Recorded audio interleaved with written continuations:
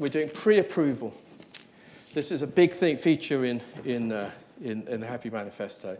And we really buy into this notion that you will give a team of staff pre-approval on a particularly important piece of work, that you will say to that group of staff, we would like you, the organisation needs X, and you are going to design X or build X or create X, and whatever you come up with, we're going with.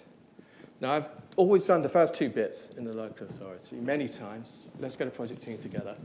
You come up with something, but the bit about whatever you come up with, we're going with, I could never say, because I would not be allowed to give that level of permission.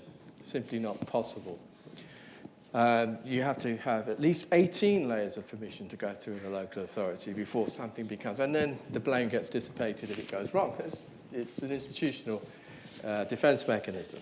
So these are just some of the things that we put on our pre-approval list. The very first thing, in fact, I think we used in the pre-approval, it was we had a group of staff and young people with pre-approval to name the new organisation. And it was, whatever you come up with, we're going with. And I got a very, very early test of my belief in the pre-approval system, because they came up with a name I didn't like, Epic CIC.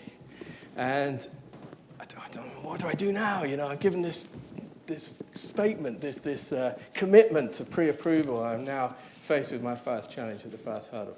But they went through a process of explaining how they'd arrived at that name. They had done something incredible. They got in touch with an organisation called the Museum of Brands, which, believe it or not, there is such a thing. And, of course, where else would it be but Kensington and Chelsea? It had to be, didn't it?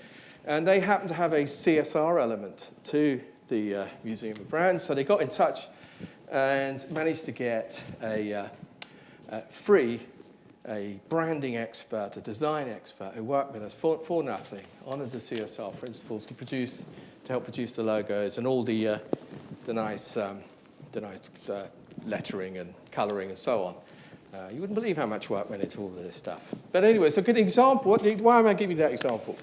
It shows that when you give a group of staff a key responsibility that they know will have a legacy within an organisation that's going to have a real impact and make a difference, they do a bloody good job. They research it really well. They take it incredibly seriously. And they do it to a level and a standard that you might not do if they thought, well, we'll just chuck something out there because it's got to go through the 18 layers. And when it comes out at the 19th juncture, it will look so different from what we did in the first place, it won't be ours. When they know it's going to be that they are going to have something that has a real and lasting legacy in the organisation, they do it really well. It's giving that autonomy and freedom to staff, but also responsibility. And staff take that responsibility very seriously.